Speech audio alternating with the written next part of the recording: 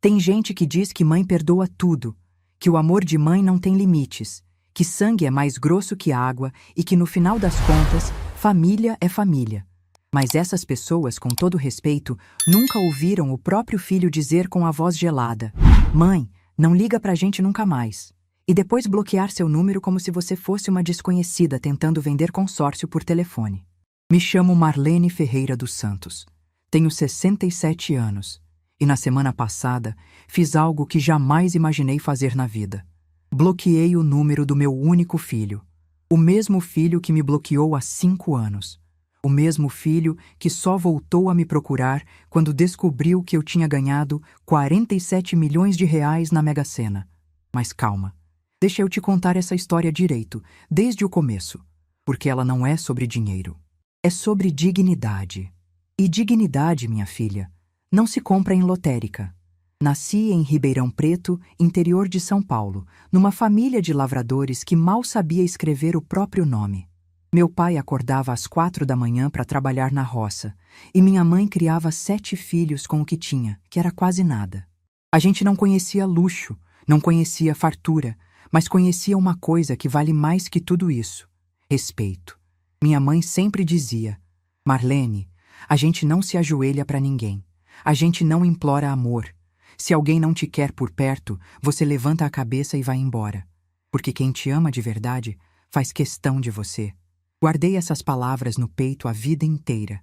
Só não imaginava que um dia precisaria usá-las contra meu próprio filho. Casei aos 21 anos com Joaquim, um homem simples, motorista de ônibus, que me tratava como rainha mesmo morando num quartinho de fundos. A gente não tinha muito, mas tinha paz. Tinha risada no almoço de domingo, tinha mão dada no sofá assistindo novela, tinha aquele amor quieto que não precisa de palavra para existir. Quando Gustavo nasceu, em 1982, eu olhei para aquele bebezinho enrugado no meu colo e jurei para mim mesma que ele teria tudo que eu nunca tive.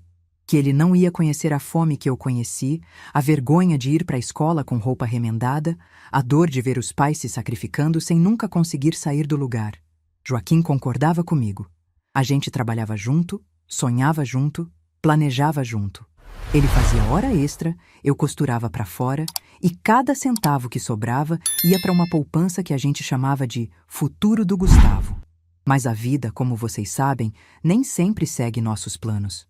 Joaquim partiu quando Gustavo tinha apenas 8 anos.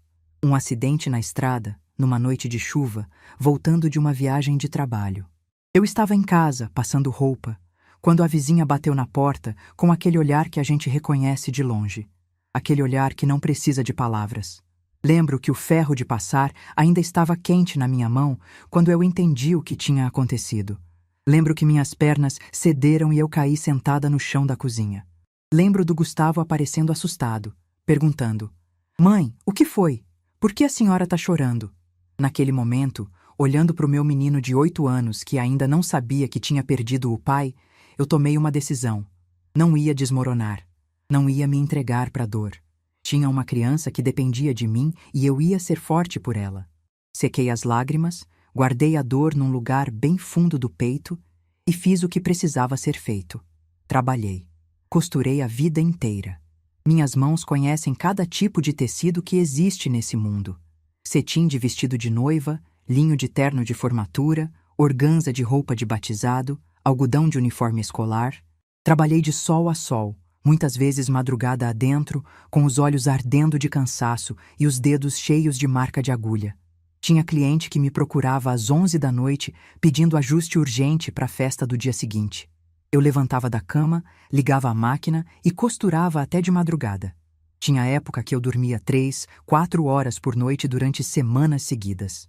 Mas nunca reclamei, porque cada ponto que eu dava naqueles tecidos era um tijolo no futuro do meu filho. Paguei escola particular quando pude. Quando não pude, fui na secretaria, expliquei minha situação, pedi desconto, parcelei, fiz acordo. Paguei cursinho pré-vestibular, paguei inscrição de faculdade, paguei mensalidade de universidade privada quando ele não passou na pública. Gustavo se formou em engenharia civil aos 24 anos. Eu estava na plateia, no meio daquele auditório cheio de gente, chorando tanto que mal conseguia enxergar o palco. Quando chamaram o nome dele e ele subiu para pegar o diploma, eu quis gritar para o mundo inteiro ouvir. Aquele ali é meu filho, eu criei ele sozinha, eu consegui. Aquele diploma tinha o peso de 40 anos curvada sobre uma máquina de costura. E eu tinha certeza de que todo o sacrifício tinha valido a pena. Gustavo conseguiu um emprego rápido numa construtora boa. Começou ganhando bem, foi subindo de cargo e eu me sentia a mãe mais orgulhosa do planeta. Quando ele comprou o primeiro carro, me levou para passear. Quando alugou o primeiro apartamento, me chamou para conhecer. Naquela época, a gente ainda era próximo. Ele ainda me ligava para contar como foi o dia. Ainda vinha almoçar comigo no domingo, ainda me abraçava e dizia: "Obrigado por tudo, mãe." Tudo mudou quando ele conheceu Renata. Ela apareceu na minha vida num domingo de maio, há 12 anos. Gustavo tinha me avisado que ia trazer a namorada nova para eu conhecer, e eu passei a semana inteira me preparando. Fiz faxina na casa, comprei ingredientes especiais, cozinhei meu melhor frango assado, arrumei a mesa com a toalha boa que eu só usava em ocasião especial. Renata chegou às 11 da manhã, toda arrumada. Cabelo liso escorrido, roupa de marca, aquele perfume caro que a gente sente de longe. Filha de empresário, formada em marketing, criada em colégio particular com piscina e quadra de tênis. Eu me esforcei para ser simpática. Mostrei a casa, ofereci café, perguntei sobre a família dela, sobre o trabalho. Mas desde o primeiro minuto, eu senti alguma coisa estranha naquela mulher. Um jeito de olhar que me fazia sentir pequena. Um sorrisinho no canto da boca que nunca chegava nos olhos. Quando eu servi o almoço, ela olhou para o frango, para o arroz, para a salada e comentou: "Nossa, dona Marlene, a senhora ainda cozinha assim, né? Com óleo e sal? Eu e o Gustavo estamos numa dieta mais saudável, à base de proteínas magras e vegetais orgânicos." Eu engoli em seco e disse que podia fazer outra coisa se ela preferisse. Ela deu aquele sorrisinho de novo e respondeu: "Não precisa, dona Marlene. A gente come um pouquinho para não fazer desfeita." Depois do almoço, quando estavam indo embora, eu ouvi Renata comentar com Gustavo no portão, achando que eu não estava escutando. "A casa é bem simples, né? Você cresceu aqui mesmo?" Gustavo não respondeu nada. Só fez um som com a garganta tipo um resmungo e abriu a porta do carro para ela. Aquele silêncio dele foi a primeira facada que eu senti. Não a última. Com o tempo, as visitas foram ficando mais raras. Sempre tinha uma desculpa. Trabalho, cansaço, compromisso, viagem. Quando vinham, Renata fazia questão de deixar claro seu desconforto. Criticava minha comida com aquela sutileza venenosa que ela dominava tão bem. "Nossa, dona Marlene, a senhora usa bastante sal, né? Cuidado com a pressão. Esse arroz ficou um pouco empapado, não ficou? Eu tenho uma panela elétrica que faz arroz perfeito, soltinho. Posso te indicar." "A senhora quis dizer menos ou menas?" "Desculpa, é que eu fico confusa às vezes." E Gustavo, sempre em silêncio, sempre olhando para o celular, fingindo que não ouvia, fingindo que não percebia a mãe sendo humilhada na própria casa. O filho que eu criei para ser homem, para ter caráter, para defender quem ele ama, não tinha coragem nem de levantar os olhos da tela. Eu engolia. Engolia tudo. Achava que era coisa da minha cabeça, que eu estava sendo sensível demais, que era assim mesmo quando os filhos casam. Afinal, eu queria tanto que ele fosse feliz que estava disposta a pagar qualquer preço. Inclusive, o preço da minha própria dignidade. A gente se diminui para caber no espaço que nos deixam, sabe? Fala mais baixo, opina menos, sorri quando tem vontade de chorar. Tudo para não perder o pouco de presença que ainda resta na vida de quem a gente ama. E o espaço que me deixavam era cada vez menor. Quando eles casaram, 3 anos depois, eu paguei metade da festa. Peguei empréstimo no banco, usei dinheiro que tinha guardado para emergência, vendi umas joias que eram da minha mãe. Fiz tudo isso com alegria, porque achava que era minha obrigação de mãe, meu dever de garantir que meu filho tivesse uma cerimônia bonita. Na festa, sentei numa mesa no canto junto com uns tios distantes que eu mal conhecia. Renata tinha organizado as mesas e, segundo ela, a minha ficava melhor ali, longe do barulho da pista de dança. A mesa dos pais dela ficava ao lado da mesa dos noivos. A minha ficava do outro lado do salão. Nenhum dos convidados do lado dela veio me cumprimentar. Ninguém perguntou quem eu era, ninguém quis saber da minha história. Eu era só uma senhorinha qualquer sentada num canto, invisível no dia mais importante da vida do meu próprio filho. Quando fui me despedir no final da festa, Gustavo estava bêbado e cansado. Me deu um abraço frouxo e disse: "Valeu, mãe. Depois a gente se fala." Nem agradeceu direito pelo dinheiro que eu tinha investido, pelo esforço que tinha feito. Para ele, era só mais uma obrigação cumprida. Fui embora daquele salão sentindo um vazio que eu não conseguia explicar. Tinha acabado de ver meu filho casar, devia estar feliz, mas tinha um peso no peito que não me deixava respirar direito. Naquela noite, deitada na minha cama, olhando para o teto, eu tentei me convencer de que estava tudo bem, que as coisas iam melhorar, que quando viessem os netos, tudo ia ser diferente. Afinal, eu tinha visto tantas famílias se reaproximarem com a chegada de uma criança. Bebês têm esse poder mágico de unir pessoas, de fazer adultos esquecerem suas diferenças e se concentrarem no que realmente importa. Eu sonhava com isso. Sonhava em ser uma avó presente, daquelas que fazem biscoito na tarde de domingo, que contam histórias antes de dormir, que ensinam brincadeiras antigas e receitas de família. Imaginava minha casa cheia de risadas de criança, de barulho de passos correndo pelo corredor, de vozes gritando: "Vovó, vovó!" Esse sonho me manteve firme durante os primeiros anos do casamento deles. Cada vez que Renata me tratava com frieza, eu pensava: quando vier o bebê, tudo vai mudar. Cada vez que Gustavo esquecia de me ligar por semanas, eu repetia para mim mesma: quando eu for avó, ele vai precisar de mim de novo. Mas a vida tem um jeito cruel de nos mostrar que nem todos os sonhos se realizam. E alguns, quando se realizam, vêm em versões tão distorcidas que a gente quase não reconhece. Eu não fazia ideia do quanto estava enganada. Não fazia ideia de que o pior ainda estava por vir. E que em poucos anos, o filho que eu tanto amava ia olhar nos meus olhos e pedir para eu sumir da vida dele. Ia me bloquear como se eu fosse uma estranha inconveniente, uma mancha que ele queria apagar da própria história. Às vezes me pergunto em que momento exato eu perdi meu filho. Se foi quando ele conheceu Renata, se foi quando casou, se foi algo que aconteceu antes e eu não percebi. Mas a verdade é que não existe um momento exato. A gente não perde as pessoas de uma vez só. Perde aos poucos, em pequenas doses diárias de indiferença, de silêncio, de desprezo disfarçado de ocupação. E quando finalmente percebe que perdeu, já é tarde demais para voltar atrás. Mas isso é história para o próximo capítulo. Porque essa dor aqui, essa dor que estou contando agora, era só o começo. O verdadeiro golpe, aquele que me fez acordar para a vida e descobrir uma força que eu nem sabia que existia, esse ainda estava chegando. E quando chegou, mudou absolutamente tudo que eu pensava saber sobre amor, sobre família e sobre mim mesma. Quando Renata anunciou que estava grávida, eu achei que minha vida ia finalmente ganhar um novo sentido. 3 anos de casamento, 3 anos engolindo desfeitas e sorrisos falsos, e agora viria a recompensa. Um netinho ou netinha para eu amar, para eu cuidar, para eu mimar do jeito que toda avó sonha. Gustavo me ligou numa tarde de terça-feira para dar a notícia.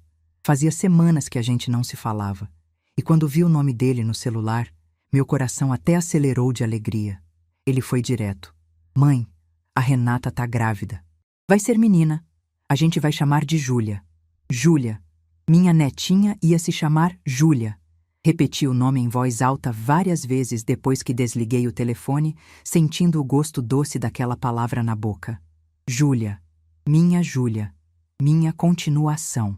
Naquela mesma noite, já comecei a planejar.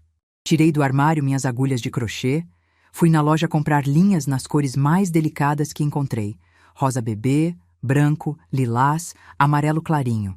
Ia fazer um enxoval inteiro com minhas próprias mãos. Vestidinhos, sapatinhos, mantas, toucas, tudo feito com o mesmo amor que eu tinha colocado em cada costura da minha vida. Passei os meses seguintes trabalhando naquele enxoval. Cada ponto que eu dava era uma oração, um desejo de felicidade, uma promessa silenciosa de que eu seria a melhor avó do mundo. Acordava de madrugada pensando em novos modelos, via tutoriais na internet para aprender técnicas diferentes, queria que cada peça fosse perfeita. Durante a gravidez, tentei me aproximar. Ofereci para acompanhar Renata nas consultas quando Gustavo não pudesse ir. A resposta foi não precisa, dona Marlene, eu me viro. Ofereci para ajudar a montar o quarto do bebê. Já contratamos uma decoradora, mas obrigada. Ofereci para fazer um chá de fraldas. A minha mãe já está organizando, não se preocupe. Fui ao chá de fraldas como convidada comum. Sentei numa cadeira no canto da sala, segurando meu presente no colo, enquanto a mãe de Renata comandava tudo com a autoridade de dona da casa. As amigas de Renata me olhavam com curiosidade, cochichando entre si, provavelmente se perguntando quem era aquela senhora de roupa simples no meio de tanta gente arrumada. Quando chegou a hora de abrir os presentes, o meu ficou por último. Renata desembrulhou com pressa, olhou para o conteúdo e disse apenas: "Ah, que bonitinho, crochê." Colocou de lado e passou para o próximo. Nem mostrou direito para as outras convidadas, nem comentou o trabalho que tinha dado. Eram meses de dedicação resumidos a "que bonitinho", sem emoção. Voltei para casa naquele dia me sentindo menor do que quando saí, mas continuei me convencendo de que tudo ia mudar quando o bebê nascesse. Que Renata estava nervosa com a gravidez, que os hormônios deixam as pessoas diferentes, que logo tudo voltaria ao normal. Júlia nasceu numa madrugada de março. Gustavo me ligou às 4 da manhã, a voz embargada de emoção. "Mãe, nasceu. É linda, mãe. É a coisa mais linda que eu já vi na vida." Eu chorei tanto que mal consegui responder. Minha netinha tinha chegado ao mundo. Meu sangue, minha continuação, minha razão para seguir em frente. Vesti uma roupa, chamei um táxi e fui para o hospital correndo, o coração batendo tão forte que eu achava que ia sair pela boca. Quando cheguei na maternidade, a mãe de Renata já estava lá. Tinha chegado antes de mim, é claro. Estava sentada do lado da cama da filha, segurando a bebê no colo, toda orgulhosa. Gustavo veio me receber na porta do quarto com um sorriso cansado. "Oi, mãe, ela tá dormindo agora. A Renata, não a Júlia. A Júlia tá ali com a sogra. Quer dizer, com a outra avó. A outra avó. Era assim que eu era chamada. A outra. A que chegou depois. A que não tinha prioridade." Fiquei parada na porta por um momento, olhando para a cena. A mãe de Renata embalava minha neta com naturalidade, como se aquele bebê fosse mais dela do que meu. Quando ela finalmente me notou, deu um sorrisinho educado e disse: "Ah, dona Marlene, a senhora veio. Quer segurar um pouquinho?" Quer segurar um pouquinho, como se fosse um favor que ela estava me fazendo, como se minha neta fosse um objeto emprestado que eu precisava devolver logo. Segurei Júlia por menos de 5 minutos. Ela era tão pequena, tão frágil, tão perfeita. Tinha os olhos fechados e os dedinhos minúsculos se mexendo devagar, como se estivesse sonhando. Eu chorava em silêncio olhando para ela, sentindo um amor tão grande que doía no peito. Então Renata acordou. Olhou para mim segurando o bebê e disse, com a voz rouca de quem acabou de dormir: "Dona Marlene, melhor devolver a Júlia para o berço. Ela precisa descansar." Devolvi. É claro que devolvi. O que mais eu podia fazer? Nos meses seguintes, eu descobri o verdadeiro significado da palavra exclusão. Quando tentei visitar na primeira semana, Renata disse que ainda estava se recuperando e não podia receber visitas. Mas a mãe dela estava lá todos os dias. Quando ofereci para ajudar com as noites em claro, a resposta foi que eles tinham contratado uma babá noturna. Quando levei as roupinhas de crochê que tinha feito com tanto carinho, Renata olhou para a mala cheia de peças delicadas e disse com aquele sorrisinho de sempre: "Que fofo, dona Marlene, mas a Júlia só usa algodão orgânico. Essas linhas sintéticas podem dar alergia, sabe? O pediatra recomendou muito cuidado com o que encosta na pele dela." Nunca vi uma única peça daquele enxoval no corpo da minha neta. Nem sei o que Renata fez com elas. Provavelmente jogou fora, ou deu para alguém, ou enfiou num canto de armário para nunca mais ver.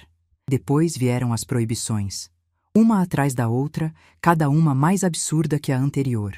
Eu não podia pegar Júlia no colo por muito tempo porque pessoas mais velhas têm menos equilíbrio e podem deixar cair.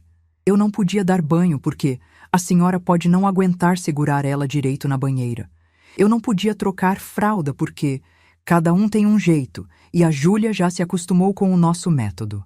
Eu não podia dar mamadeira porque o leite tem que estar na temperatura exata e a senhora pode não perceber se tiver quente demais. Eu, que tinha criado um filho sozinha, que tinha trabalhado a vida inteira sem nunca deixar faltar nada, de repente era uma incapaz. Uma velha inútil que não servia para nada além de atrapalhar. O pior foi quando eu sugeri que poderia cuidar da Júlia enquanto eles trabalhavam. Afinal, a licença maternidade de Renata estava acabando e eu estava disponível. Morria de vontade de passar os dias com minha netinha, de criar vínculo, de ser presente. Renata riu. Não foi um riso de deboche, foi pior. Foi um riso de pena. Como se eu tivesse sugerido algo completamente absurdo. Dona Marlene, com todo respeito, mas a senhora não tem preparo para isso. Cuidar de bebê, hoje em dia, exige conhecimento técnico, exige energia, exige disposição física. A gente vai colocar a Júlia numa creche especializada, com profissionais capacitados. É o melhor para ela. Profissionais capacitados. Eu, que tinha dedicado 40 anos da minha vida a criar um ser humano, não era capacitada. Estranhos iam cuidar da minha neta porque eu não era boa o suficiente. Olhei para Gustavo, esperando que ele dissesse alguma coisa. Que ele defendesse a própria mãe, que ele lembrasse de tudo que eu tinha feito por ele, que ele pelo menos demonstrasse desconforto com aquela situação. Ele estava olhando para o celular, como sempre, fingindo que não ouvia, fingindo que não percebia, fingindo que não existia. Os anos foram passando, e eu fui me acostumando a ser uma presença periférica na vida da minha neta. Visitas espaçadas, sempre supervisionadas, sempre com hora para começar e hora para terminar. Eu podia brincar com Júlia por alguns minutos, podia dar um presente de aniversário, podia aparecer no Natal para tirar foto, mas não podia criar vínculo, não podia ser avó de verdade. Júlia foi crescendo e eu fui virando uma estranha na vida dela. Ela me chamava de vovó Marlene, porque ensinaram ela a me chamar assim, mas não sabia nada sobre mim. Não sabia que eu costurava, não conhecia minha casa, não tinha memórias de tardes comigo fazendo bolo ou assistindo desenho. Eu era só uma senhora que aparecia de vez em quando com presentes embrulhados. Ficava um tempo sentada no sofá, respondendo perguntas educadas, e depois ia embora. E então veio o domingo de Páscoa, que destruiu tudo. Eu tinha planejado aquele almoço por semanas.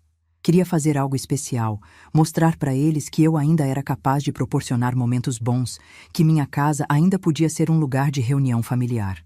Convenci a mim mesma de que se eu fizesse tudo perfeito, se a comida estivesse deliciosa, se a casa estivesse impecável, eles iam perceber meu valor.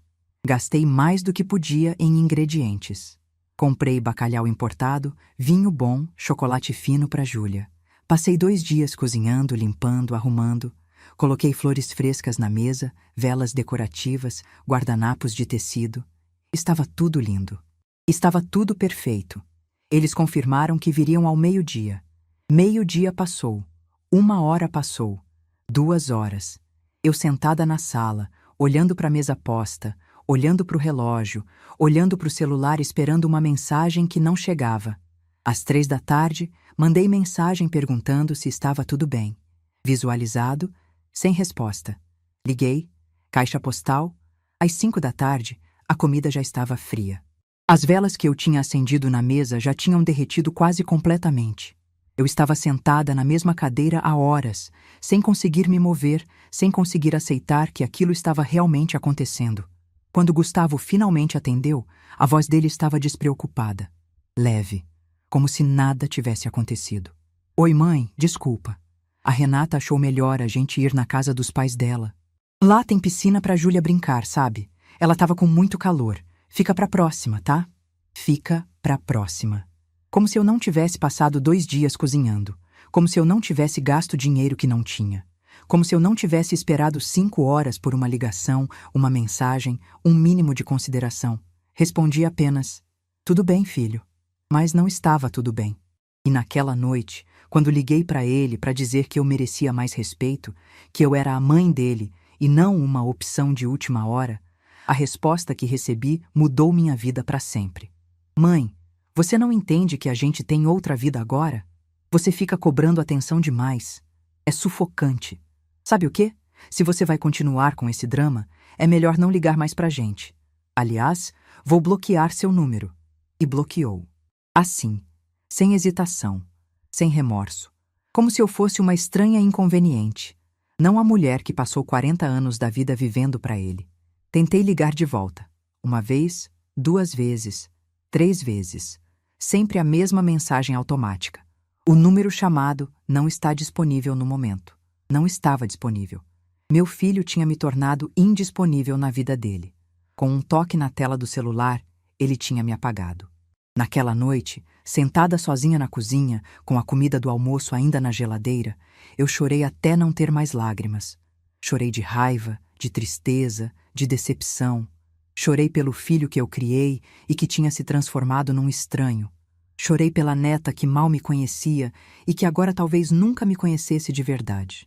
Chorei por mim, por tudo que eu tinha dado e por tudo que tinha recebido em troca. Desprezo, indiferença, abandono. Às 4 da manhã, ainda estava acordada, olhando para a mesa que eu tinha arrumado com tanto carinho. Os pratos vazios, os talheres intocados, as flores que já começavam a murchar. Tudo aquilo representava anos da minha vida. Anos tentando agradar, tentando ser aceita, tentando merecer um lugar na vida do meu próprio filho. E naquele momento, olhando para aquela mesa vazia, eu entendi uma coisa que deveria ter entendido muito antes. Eu não precisava merecer nada. Eu já tinha merecido. Tinha merecido a vida inteira. O problema nunca foi eu não ser boa o suficiente. O problema era que algumas pessoas simplesmente não sabem reconhecer o valor do que têm na frente delas. Quando o sol nasceu no dia seguinte, algo tinha mudado dentro de mim. Uma parte de mim tinha partido junto com aquele telefonema. Mas outra parte, uma parte que eu nem sabia que existia, tinha finalmente acordado. Se ele queria que eu respeitasse a decisão dele, eu ia respeitar. Se ele queria silêncio, eu ia dar silêncio. Não por fraqueza, não por aceitação, mas por dignidade. Porque eu finalmente tinha entendido o que minha mãe me ensinou lá atrás, quando eu ainda era uma menina descalça no interior de São Paulo. A gente não se ajoelha para ninguém. A gente não implora amor. E essa mudança foi o começo de tudo. Os primeiros meses depois do bloqueio foram os mais difíceis da minha vida. E olha que eu já tinha passado por muita coisa. Perdi meu marido jovem, criei um filho sozinha, trabalhei até os dedos sangrarem. Mas nenhuma dor se compara à de ser rejeitada pelo próprio filho. Júlia tinha acabado de fazer 2 anos quando Gustavo me bloqueou. 2 aninhos. Ela mal sabia falar direito, mal sabia andar sem cair e já tinha sido usada como desculpa para me afastar. A Júlia precisa de espaço. A Júlia se cansa com muita gente. A Júlia não pode ficar perto de pessoas que criam tensão. Tensão. Eu era a tensão na vida deles. Eu que só queria amar. Nos primeiros dias fiquei paralisada. Acordava de manhã, tomava café olhando para a parede e ficava assim até anoitecer. Não tinha vontade de costurar, não tinha vontade de comer, não tinha vontade de nada. O telefone ficava do meu lado o tempo todo, esperando uma ligação que eu sabia que não viria, mas que eu não conseguia parar de esperar. Cada data especial era uma facada nova. O Dia das Mães chegou 6 semanas depois do bloqueio. Eu acordei naquele domingo com um peso no peito tão grande que mal conseguia respirar. Olhava para o celular de minuto em minuto, rezando para aparecer uma mensagem, um número diferente, qualquer sinal de que meu filho tinha se arrependido. Nada. O dia inteiro passou. E nada.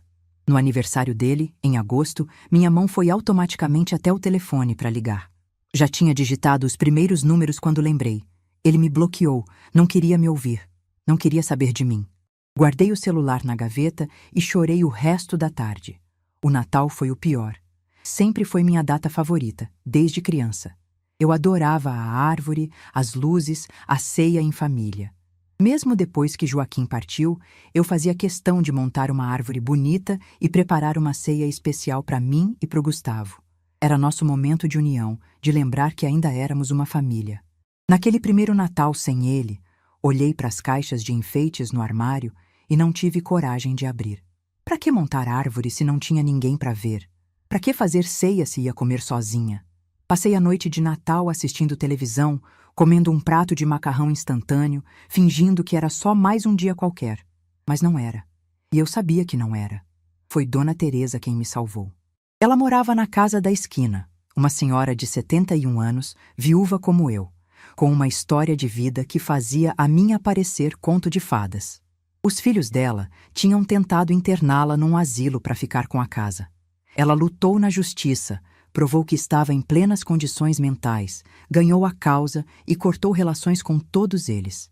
Dona Teresa me viu definhar durante meses. Viu eu parar de sair, parar de conversar, parar de existir. Um dia, ela bateu na minha porta com um bolo de laranja nas mãos e disse sem rodeios: "Marlene, você vai deixar aquele ingrato acabar com sua vida? Levanta dessa cadeira e vem tomar café comigo, agora." Não foi um convite. Foi uma ordem. E eu obedeci. Naquela tarde, sentadas na cozinha dela, Dona Teresa me contou sua história. Como os filhos começaram a tratá-la como peso quando ela ficou mais velha. Como inventaram que ela estava confusa e incapaz para tentar conseguir uma interdição. Como ela teve que contratar advogado, fazer exames, provar para um juiz que ainda era dona de si mesma. "E sabe o que eu aprendi com tudo isso, Marlene?" Ela disse, segurando minha mão. "A gente passa a vida inteira ensinando os outros como nos tratar. Se você aceita desrespeito, vão te desrespeitar. Se você exige respeito, aprendem a te respeitar. Seu filho te tratou como lixo porque você deixou. Agora a pergunta é: você vai continuar deixando, mesmo de longe?" Aquelas palavras ficaram martelando na minha cabeça por dias. Eu tinha deixado. Durante anos, tinha engolido desaforo, tinha me diminuído, tinha aceitado migalhas de atenção como se fossem presentes valiosos. E no final, nem as migalhas sobraram. Aos poucos, com a ajuda de Dona Teresa, comecei a me reerguer. Ela me apresentou para o grupo de terceira idade da igreja do bairro, um lugar onde senhoras como nós se reuniam para conversar, fazer artesanato, organizar passeios. No início, eu ia só para não ficar sozinha em casa. Depois comecei a gostar. Comecei a fazer amizades de verdade. Conheci Dona Carmen, que tinha sustentado os filhos a vida inteira e foi abandonada quando eles enriqueceram. Conheci seu Antônio, cujos filhos só apareciam no dia do pagamento da aposentadoria.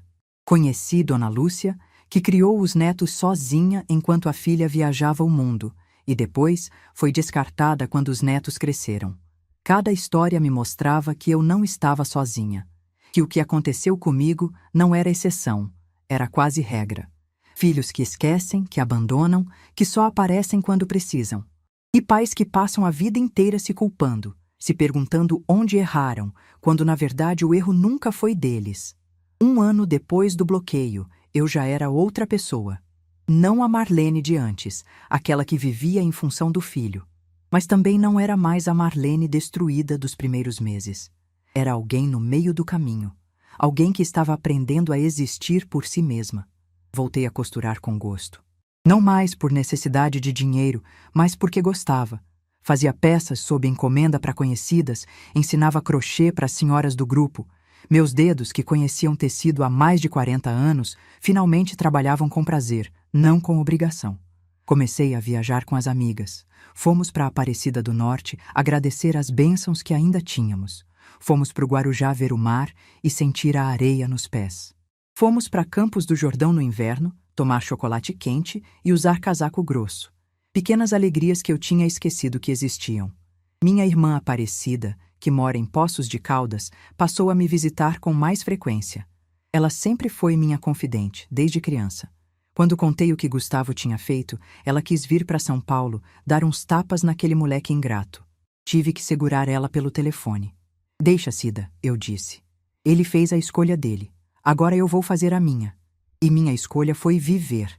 Simplesmente viver. Sem esperar telefonema, sem checar o celular de madrugada, sem sonhar com reconciliação. Se um dia Gustavo quisesse voltar, a porta estaria aberta. Mas eu não ia mais ficar parada esperando ele decidir que eu valia alguma coisa. 3 anos depois do bloqueio, aconteceu algo que me marcou para sempre. Era um sábado de tarde e eu estava no shopping com Dona Teresa. Tínhamos ido almoçar e depois caminhar um pouco, olhar vitrines, fazer as coisas que senhoras da nossa idade fazem quando querem se distrair.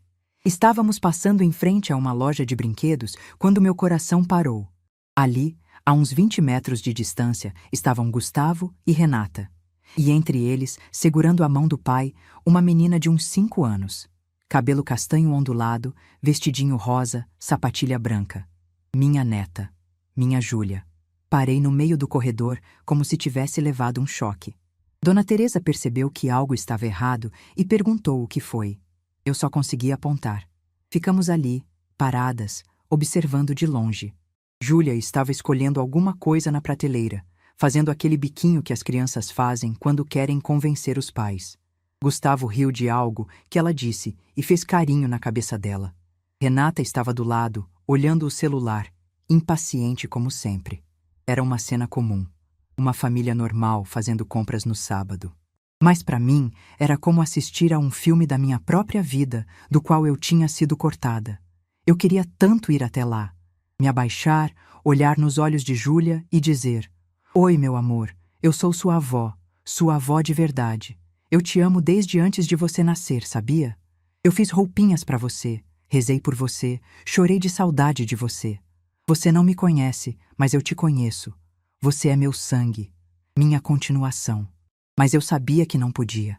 Sabia que se me aproximasse, Gustavo ia fazer uma cena, Renata ia me humilhar na frente de todo mundo e Júlia ia ficar assustada sem entender nada. Eu seria a velha maluca que apareceu do nada, perturbando uma família feliz.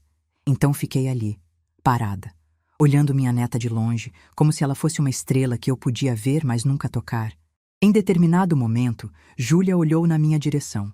Nossos olhos se encontraram por talvez 2 segundos. 2 segundos que duraram uma eternidade. Ela franziu a testa levemente, como se estivesse tentando reconhecer algo familiar naquela senhora desconhecida. Mas não reconheceu. Por que reconheceria? Para ela, eu era só uma velha qualquer no meio do shopping. Uma estranha entre milhares de estranhos. Ela voltou a atenção para os brinquedos, puxou a mão do pai e apontou para alguma coisa na prateleira. A vida seguiu. A minha ficou congelada naquele momento.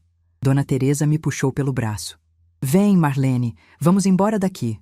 Fomos embora em silêncio. No carro, eu não conseguia falar. As lágrimas desciam sozinhas, sem soluço, sem barulho. Só desciam. Dona Teresa segurou minha mão o caminho inteiro e não disse nada. Não precisava. Ela entendia. Cheguei em casa naquele dia sentindo um vazio que eu não sabia que ainda era capaz de sentir. Achei que já tinha chorado todas as lágrimas possíveis por aquela situação. Mas a vida sempre encontra um jeito de mostrar que ainda tem mais dor guardada pra gente. Os meses seguintes foram de altos e baixos. Tinha dias que eu acordava forte, pronta para viver minha vida nova. Tinha dias que acordava querendo sumir do mundo, mas eu continuava, porque era isso que me restava. Continuar. 5 anos se passaram desde o bloqueio. 5 anos sem uma ligação, sem uma mensagem, sem um encontro. 5 anos em que Júlia cresceu sem saber que tinha uma avó que a amava desesperadamente. 5 anos em que eu aprendi a viver de um jeito que nunca imaginei. Sozinha, mas não solitária. Machucada, mas não derrotada. E durante todo esse tempo, eu continuei fazendo uma coisa que sempre fiz, desde que Joaquim era vivo. Jogar na loteria. Os mesmos números de sempre. 08, 12, 21, 24, 39, 47. A data de nascimento do Gustavo. O dia do meu casamento. O número da casa onde criei meu filho. Números que contavam a história de uma família que já não existia mais. Era mais hábito do que esperança. Todo sábado, passava na lotérica do seu Antônio, fazia minha aposta, guardava o bilhete na bolsa e esquecia. Nunca ganhei mais do que quadra na vida. Nem esperava ganhar. Até aquela quarta-feira de 3 anos meses atrás. Eu estava em casa, assistindo novela, quando lembrei de conferir o resultado do sorteio. Peguei o celular, abri o aplicativo da loteria, digitei os números do meu jogo. O que apareceu na tela me fez soltar o celular no chão. 6 acertos. Os 6 números. 47 milhões de reais. Fiquei olhando para a tela por tanto tempo que a imagem começou a embaçar. Conferi de novo. Conferi mais uma vez. Liguei para a lotérica do seu Antônio com a voz tremendo. Ele confirmou. Eu tinha ganhado na Mega Sena. Sentei no sofá devagar, as pernas bambas, o coração disparado. 47 milhões de reais. Uma quantia que eu não conseguia nem imaginar direito. Mais dinheiro do que eu tinha visto na vida inteira, do que eu ganharia se costurasse por mais 100 anos. E a primeira coisa que passou pela minha cabeça, antes da alegria, antes do choque, antes de qualquer coisa, foi uma pergunta que eu não conseguia tirar da mente. Se eu tivesse ganhado isso há 5 anos, será que meu filho teria me bloqueado? Será que eu só valia alguma coisa se tivesse dinheiro? Será que todo o amor, todo o sacrifício, todas as noites em claro, todas as lágrimas engolidas, só teriam significado se viessem acompanhados de uma conta bancária gorda? Naquela noite, deitada na cama, olhando para o teto, eu tomei uma decisão. O dinheiro tinha chegado, sim, mas ele não ia me transformar em alguém que eu não era. E, principalmente, ele não ia servir de moeda para comprar de volta o amor de quem me descartou. O que eu não imaginava era que, em poucos meses, essa decisão seria colocada à prova da forma mais cruel possível. Na manhã seguinte ao sorteio, eu ainda não tinha contado para ninguém. Fiquei sentada na cozinha tomando café, olhando para o bilhete em cima da mesa, tentando processar o que tinha acontecido. 47 milhões de reais. Era surreal demais para parecer verdade. A primeira pessoa que eu liguei foi minha irmã Aparecida. Ela atendeu no segundo toque, com aquela voz animada de sempre. E aí, Marlene, tudo bem? Ligando cedo assim, aconteceu alguma coisa? Respirei fundo. Cida, você tá sentada? Tô deitada ainda, por quê? Então senta. Eu ganhei na Mega Sena. O silêncio do outro lado durou uns 10 segundos. Depois veio um grito tão alto que eu tive que afastar o celular do ouvido. Como assim você ganhou na Mega Sena? Marlene, você tá brincando comigo? Não estava. E quando ela finalmente acreditou, chorou comigo por telefone durante meia hora. Cida sempre foi minha rocha, minha confidente. A pessoa que me conhece desde que eu era uma menina descalça, correndo pelos cafezais de Ribeirão Preto. Se tinha alguém no mundo em quem eu podia confiar com aquele segredo, era ela. Marlene, escuta, ela disse, depois que as duas pararam de chorar. Você não pode contar isso para ninguém. Pelo menos não agora. Você sabe o que acontece quando o pobre ganha dinheiro, né? Aparece parente de todo lado, amigo que você nem lembrava que existia, gente querendo dar golpe. Vai com calma. Ela estava certa. Eu sabia que estava. Na semana seguinte, procurei um advogado. Dona Teresa me indicou o Dr. Fábio, um senhor sério, de cabelo grisalho e óculos de armação grossa, que tinha escritório no centro da cidade. Ele me recebeu com respeito, ouviu minha história e foi extremamente profissional em me orientar sobre os próximos passos. Dona Marlene, ele disse ajeitando os óculos, a senhora precisa entender que esse dinheiro muda tudo. Muda a forma como as pessoas vão olhar para a senhora, muda as relações, muda até a segurança. Vamos fazer tudo com calma, com discrição e com proteção legal. Resgatei o prêmio de forma sigilosa. Paguei os impostos, abri contas em bancos diferentes, fiz investimentos seguros, seguindo orientação de especialistas. Dr. Fábio me ajudou a estruturar tudo de um jeito que meu dinheiro rendesse sem eu precisar me preocupar. Mas eu não queria só guardar. Queria fazer algo de útil com aquela fortuna que tinha caído no meu colo. Foi então que nasceu o projeto Mãos que Criam. A ideia veio numa tarde de conversa com Dona Teresa, quando eu disse que me sentia estranha tendo tanto dinheiro enquanto tanta gente passava necessidade. Ela me olhou com aquele jeito sábio dela e disse: então faz alguma coisa com isso, Marlene. Você sabe costurar melhor que qualquer um. Por que não ensina outras mulheres? Mulheres que estão na mesma situação que você estava, precisando trabalhar para sustentar a família? Aquela ideia acendeu algo dentro de mim. Em 3 meses, com a ajuda de Dr. Fábio e de uma assistente social que ele conhecia, montamos um projeto social para ensinar costura e bordado a mulheres em situação de vulnerabilidade. Alugamos um espaço, compramos máquinas, contratamos instrutoras. Tudo no meu nome, tudo com meu dinheiro, mas sem alarde, sem ostentação. O projeto começou pequeno, com 10 alunas. Hoje, 2 anos depois, já formamos mais de 80 mulheres. Algumas conseguiram emprego em confecções, outras abriram o próprio negócio em casa, outras viraram instrutoras do próprio projeto. Quando eu vejo essas mulheres se descobrindo capazes, criando independência, sustentando suas famílias com o trabalho das próprias mãos, eu me emociono, porque eu sei o que é isso. Eu vivi isso a vida inteira. Comprei um apartamento grande num bairro bom de São Paulo, mas não me mudei para lá. deixei alugado, gerando renda. Continuei morando na minha casinha de sempre. A mesma casa onde criei Gustavo, onde vivi com Joaquim, onde construí minha história. Não era por avareza. Era porque aquela casa era eu. Minhas memórias, minhas raízes, minha identidade. Minha rotina quase não mudou. Continuei frequentando o grupo da terceira idade. Continuei viajando com as amigas. Continuei costurando por prazer. O dinheiro me deu segurança, mas não deixei ele me transformar em outra pessoa. Eu era Marlene antes dos milhões e continuaria sendo Marlene depois. Mas como minha irmã tinha alertado, segredo grande assim não fica guardado para sempre. Não sei exatamente como a notícia vazou. Talvez alguém do banco tenha comentado com alguém. Talvez algum vizinho tenha percebido movimentação diferente e somado 2 mais 2. Talvez tenha sido só o destino, que parece ter prazer em complicar as coisas quando a gente menos espera.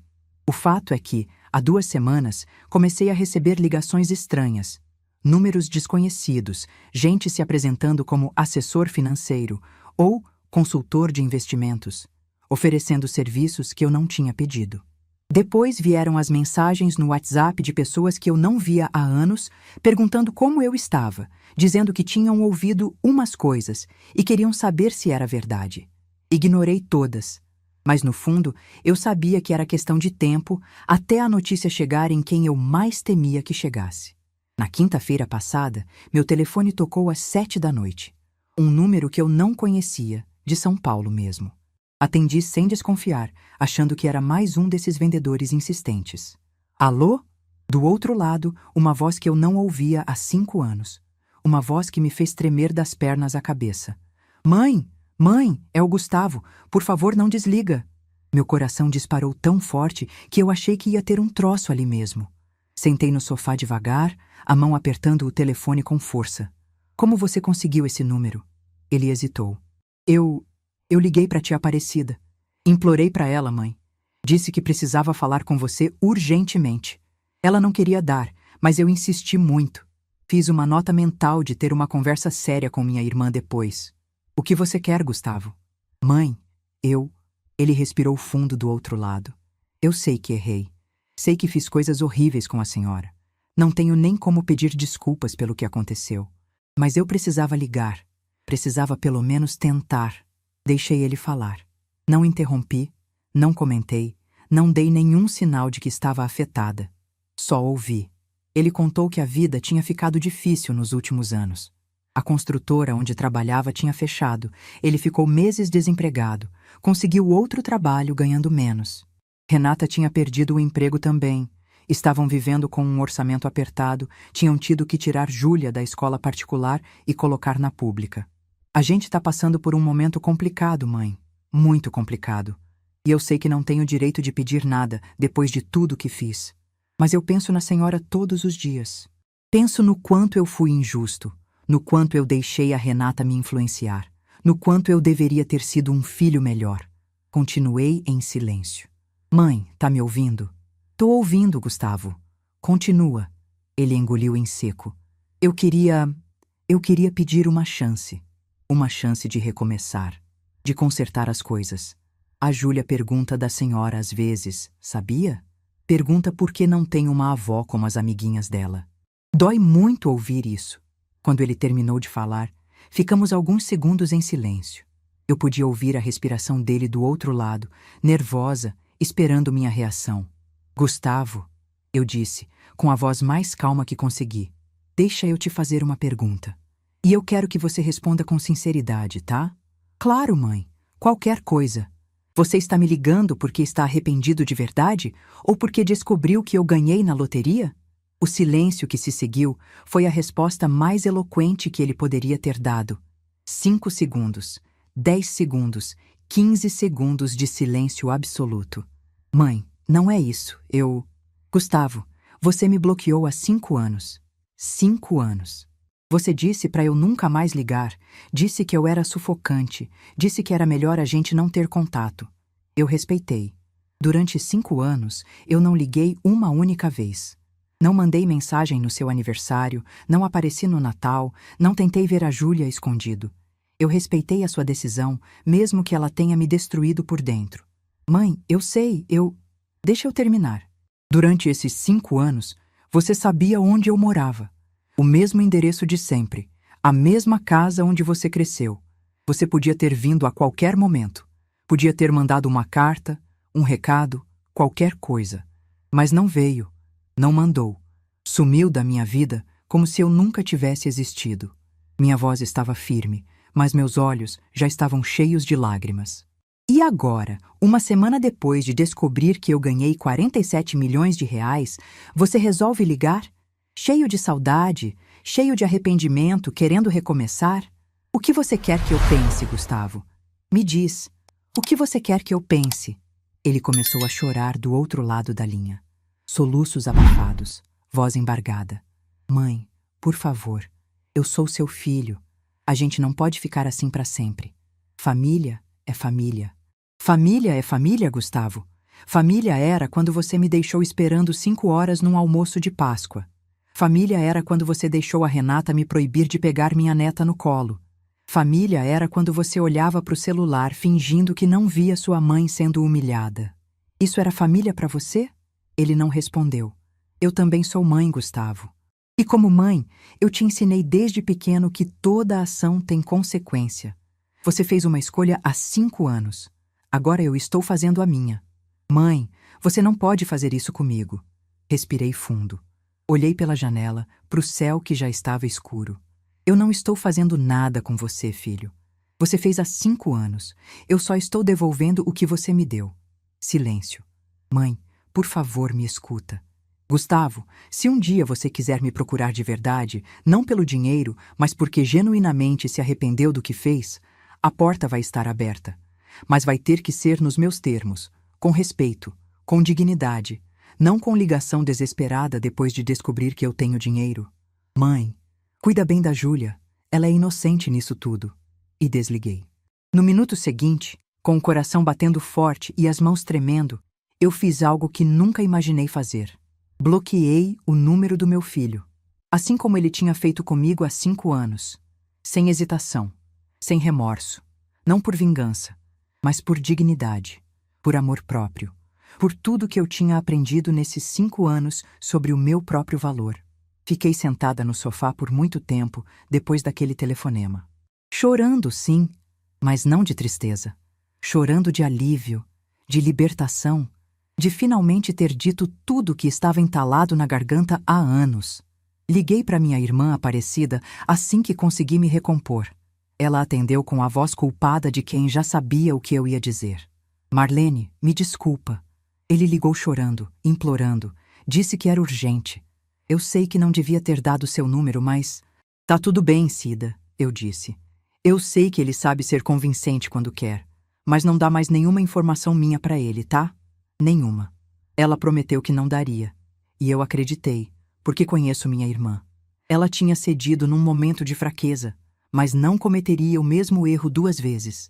Nos dias seguintes, descobri que Gustavo não era o único interessado na minha mudança de vida. Parentes que eu não via há décadas começaram a aparecer do nada. Um primo de 2º grau que mora em Santos mandou mensagem perguntando se eu estava bem e se precisava de companhia. Uma tia distante de Minas ligou querendo saber se era verdade que eu tinha ganhado um dinheiro e se eu podia ajudar com umas despesas médicas. Gente que nunca me procurou quando eu estava sozinha no Natal, quando eu estava chorando de saudade do meu filho, de repente estava muito preocupadíssima comigo. Ignorei todos, cada um deles, porque eu tinha aprendido, da forma mais dolorosa possível, a diferença entre quem te ama de verdade e quem só quer alguma coisa de você. Dona Teresa tinha razão. A gente ensina os outros como nos tratar. E naquela noite, eu finalmente tinha ensinado meu filho que eu não estava mais disponível para ser pisada. Mas eu sabia que aquilo não era o fim. Conhecia Gustavo bem demais para achar que ele ia aceitar um não de primeira. Ele tinha puxado a teimosia do pai, a insistência que às vezes era qualidade, mas que naquele caso ia se tornar um problema. E eu não imaginava até onde ele seria capaz de ir para tentar me convencer a mudar de ideia. Não imaginava que, em poucos dias, ele usaria a única arma que ainda podia me atingir. A única pessoa no mundo capaz de fazer meu coração amolecer, mesmo depois de tudo. Minha neta. Minha Júlia. Gustavo apareceu na minha casa 3 dias depois do telefonema. Eu estava na cozinha preparando o almoço quando ouvi a campainha tocar. Não esperava a visita, então fui até a porta devagar, secando as mãos no pano de prato. Quando olhei pelo olho mágico, meu coração parou. Era ele, meu filho, parado na minha varanda, com as mãos nos bolsos, olhando para o chão como fazia quando era criança e sabia que tinha feito algo errado. Não abri. Fiquei ali, do outro lado da porta, em silêncio. Ele tocou a campainha de novo. Esperou. Tocou mais uma vez. Mãe! Mãe! Eu sei que a senhora está aí. Vi a luz acesa. Por favor, abre a porta. Só 5 minutos. É tudo o que eu peço. Não respondi. Não me movi. Ele ficou ali por quase 1 hora, tocando a campainha de vez em quando, chamando por mim, pedindo para eu abrir. Em determinado momento, começou a chorar. Eu ouvia os soluços dele através da madeira, e cada um deles era como uma agulha no meu peito. Mas eu não abri, porque eu sabia que se abrisse, se olhasse nos olhos dele, meu coração de mãe ia amolecer. E eu não podia mais permitir que o amor que eu sentia fosse usado contra mim. Quando finalmente foi embora, encontrei um envelope branco por baixo da porta. Dentro, 3 páginas escritas à mão. A letra de Gustavo. A mesma letra que eu tinha ensinado ele a fazer quando era pequeno, curvando as vogais do jeito certo, caprichando nas maiúsculas. Li a carta inteira sentada no sofá, com as mãos tremendo. Ele pedia desculpas. Dizia que tinha sido um covarde, que tinha deixado Renata controlar a situação, que nunca deveria ter me tratado daquela forma. Escreveu sobre os anos de arrependimento, sobre as noites em que pensava em mim, sobre a culpa que carregava. Em 3 páginas, ele tentou resumir tudo o que deveria ter dito nos últimos 5 anos. Mas em nenhum momento da carta ele mencionou as roupinhas de crochê que eu tinha feito com tanto amor e que foram jogadas de lado. Não mencionou os domingos que eu passei sozinha esperando uma visita que nunca veio. Não mencionou o almoço de Páscoa que esfriou na mesa enquanto eu olhava para o relógio. Não mencionou o dia em que minha própria neta olhou para mim num shopping e não me reconheceu. Algumas dores, por mais que a gente queira, não cabem em 3 páginas de desculpas. Guardei a carta numa gaveta e segui minha vida. Nos dias seguintes, o cerco apertou. Renata começou a mandar mensagens pelo WhatsApp de uma conhecida em comum, uma vizinha antiga que eu nem sabia que ainda tinha contato com ela. Mensagens longas, cheias de palavras bonitas, dizendo que ela também estava arrependida, que nunca quis me afastar, que tudo tinha sido um mal-entendido. Mal-entendido. Como se anos de humilhação pudessem ser resumidos a um mal-entendido. Bloqueei o número da vizinha também. Parentes continuavam aparecendo. Um tio que eu não via há 15 anos ligou querendo dar um conselho. Uma prima distante mandou carta pelo correio falando sobre perdão e família unida. Gente que nunca se importou comigo, de repente estava muito preocupada com o meu bem-estar emocional. Ignorei todos, cada um deles. Dona Teresa me visitava quase todos os dias naquela época. Ela percebia que eu estava mais quieta, mais introspectiva. Numa tarde de quinta-feira, sentadas na minha varanda tomando café, ela me perguntou como eu estava me sentindo. Cansada, Teresa. Cansada de ser testada. Cansada de ter que provar que mereço respeito. Ela segurou minha mão e disse: Marlene, você não precisa provar nada para ninguém. Você já provou a vida inteira. Agora é hora de descansar, de viver, de ser feliz sem precisar da permissão de quem te machucou. Aquelas palavras ficaram comigo. Eram simples, mas carregavam uma verdade que eu ainda estava aprendendo a aceitar. 1 semana depois do telefonema, num sábado de manhã, a campainha tocou de novo. Dessa vez, quando olhei pelo olho mágico, não vi só Gustavo. Vi ele, Renata ao lado, e entre os dois, segurando a mão do pai, uma menina de cabelo castanho ondulado e olhos grandes. Minha Júlia. O coração disparou tão forte que eu precisei me apoiar na parede.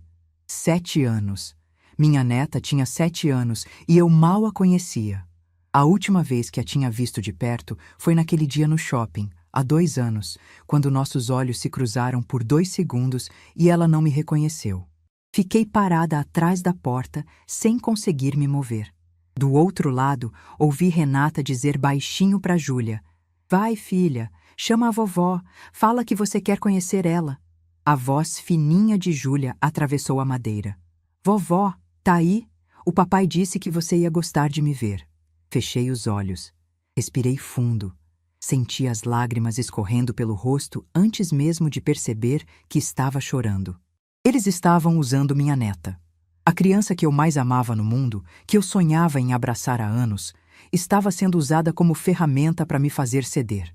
Tinham ensaiado aquela cena, tinham trazido ela de propósito, sabendo que a presença de Júlia era a única coisa capaz de me fazer abrir aquela porta. E estavam certos, porque eu abri. Quando a porta se abriu, Júlia me olhou com curiosidade. Ela era ainda mais linda de perto do que eu lembrava. Tinha o nariz do pai, os olhos da mãe, mas o sorriso era igualzinho ao do meu Joaquim. Igualzinho. Oi, ela disse, meio tímida. Você é a vovó Marlene? Me abaixei devagar, ficando na altura dos olhos dela. De perto, eu podia ver cada sardinha no nariz dela, cada cílio comprido, cada detalhe daquele rostinho que eu tinha sonhado em conhecer por tantos anos. Sou sim, meu amor, sou sua vovó. Ela sorriu. Um sorriso genuíno, de criança que ainda não entende as maldades do mundo. A mamãe disse que você tem uma casa muito grande agora, é verdade? Olhei para Renata por cima da cabeça de Júlia. Ela desviou o olhar, constrangida.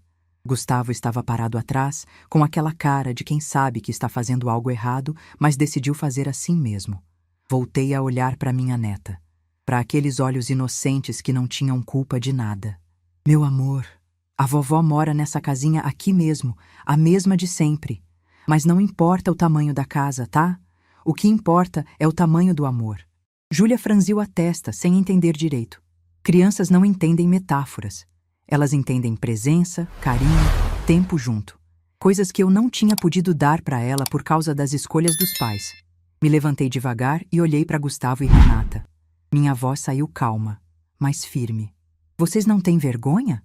Renata começou a gaguejar. Dona Marlene, a gente só queria que a Júlia conhecesse. Durante 7 anos, essa menina não soube que eu existia direito. Vocês fizeram questão de me apagar da vida dela. E agora, porque acham que eu tenho dinheiro, trazem ela aqui para me sensibilizar? Usam uma criança de 7 anos como moeda de troca? Gustavo tentou intervir. Mãe, não é isso. A gente só quer... Eu sei o que vocês querem, Gustavo, e não vão conseguir assim. Olhei para Júlia de novo. Ela estava confusa, olhando do pai para a mãe sem entender o que estava acontecendo. Meu coração se apertou. Aquela menina era inocente. Não tinha culpa das escolhas dos adultos ao redor dela. Me abaixei mais uma vez e segurei as mãozinhas dela entre as minhas. Eram tão pequenas, tão macias, tão parecidas com as mãos do Gustavo quando ele era bebê. Júlia, meu amor, escuta a vovó. Eu te amo muito, tá? Te amo desde antes de você nascer. Quando você estava na barriga da sua mãe, eu fiz roupinhas lindas para você. Vestidinhos, sapatinhos, mantinhas, tudo com muito carinho. Você não chegou a usar, mas eu guardei todas. Guardei porque cada pontinho que eu dei era um pedacinho do meu amor por você. Os olhos de Júlia se arregalaram. Você fez roupinha para mim? Fiz, meu amor, muitas. E um dia, quando você for grande, se você quiser me conhecer de verdade, eu vou estar aqui. Vou te mostrar cada uma delas. Vou te contar histórias sobre seu bisavô Joaquim, que tinha o mesmo sorriso que você. Vou te ensinar a fazer bolo de laranja, que era o preferido do seu pai quando ele era pequeno. Senti as lágrimas descendo de novo, mas não me importei. Mas hoje, meu amor, a vovó não pode deixar vocês entrarem. Não assim, não desse jeito. Júlia não entendeu. É claro que não entendeu. Ela só tinha 7 anos. Mas um dia, quando fosse mais velha, quando perguntasse sobre a avó que ela quase não conheceu, talvez alguém contasse a história. E talvez ela entendesse. Me levantei e olhei para Gustavo uma última vez. Se um dia você quiser me procurar de verdade, não pelo dinheiro, não usando sua filha como desculpa, mas porque genuinamente quer consertar as coisas, eu vou estar aqui. Mas vai ter que ser com respeito, com dignidade, com o reconhecimento de que eu sou sua mãe, não um caixa eletrônico que você acessa quando precisa. Ele abriu a boca para responder, mas eu não deixei. Cuida bem dessa menina, Gustavo. Ela merece pais melhores do que vocês estão sendo. E fechei a porta. Do outro lado, ouvi Renata bufar de raiva, Gustavo resmungar alguma coisa e os passos dele se afastando. E entre os sons dos adultos, ouvi a voz fininha de Júlia perguntando: por que a vovó não deixou a gente entrar, pai? Não ouvi a resposta dele. Não queria ouvir. Fiquei encostada na porta por muito tempo, chorando em silêncio. Não de tristeza, não de raiva, chorando de algo que eu não sabia nomear. Talvez alívio, talvez luto, talvez libertação. Hoje, uma semana depois daquele dia, estou sentada na minha sala, olhando pela janela para o céu que começa a escurecer. O dinheiro continua no banco, rendendo, fazendo o bem através do projeto. Minhas amigas continuam me visitando. Dona Teresa passou aqui ontem com bolo de fubá. A vida continua. Gustavo não voltou a aparecer. Talvez tenha finalmente entendido. Talvez esteja planejando outra estratégia. Não sei, e sinceramente, não me importa mais. O que me importa é que pela primeira vez em muitos anos, eu me olho no espelho e gosto do que vejo. Vejo uma mulher que aprendeu a dizer não, que aprendeu a se valorizar, que entendeu que amor não se implora, não se compra, não se negocia. Minha neta Júlia um dia vai crescer, vai fazer perguntas, vai querer saber quem foi a avó que ela quase não conheceu. E quando esse dia chegar, eu vou estar aqui. Vou contar minha versão. Vou mostrar para ela as roupinhas de crochê que guardei todos esses anos, cada peça com meu amor costurado nos pontos. Vou dizer para ela que amor de verdade existe, mas que respeito vem primeiro. Sempre. Aos 67 anos, descobri que nunca é tarde para recomeçar, que a dor pode se transformar em força, que os silêncios mais poderosos são aqueles que a gente escolhe fazer. Aquele bloqueio que meu filho me deu há 5 anos não foi o fim da minha história. Foi o começo de uma vida nova. Uma vida que finalmente pertence a mim. E o bloqueio que eu dei nele não foi vingança. Foi amor próprio. Foi a escolha de parar de mendigar afeto de quem nunca soube me valorizar.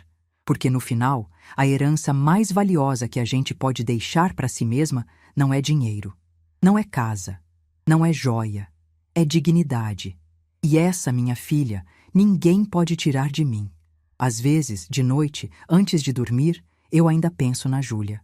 Penso no sorriso dela, nas mãozinhas pequenas que segurei por alguns segundos, na voz fininha perguntando se eu era a vovó dela. E dói. Dói muito. Provavelmente vai doer para sempre. Mas eu aprendi que algumas dores a gente carrega junto. Não porque quer, mas porque faz parte de quem a gente é.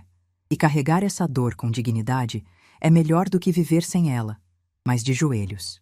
Minha mãe tinha razão, lá no interior de Ribeirão Preto, quando me disse que a gente não se ajoelha para ninguém.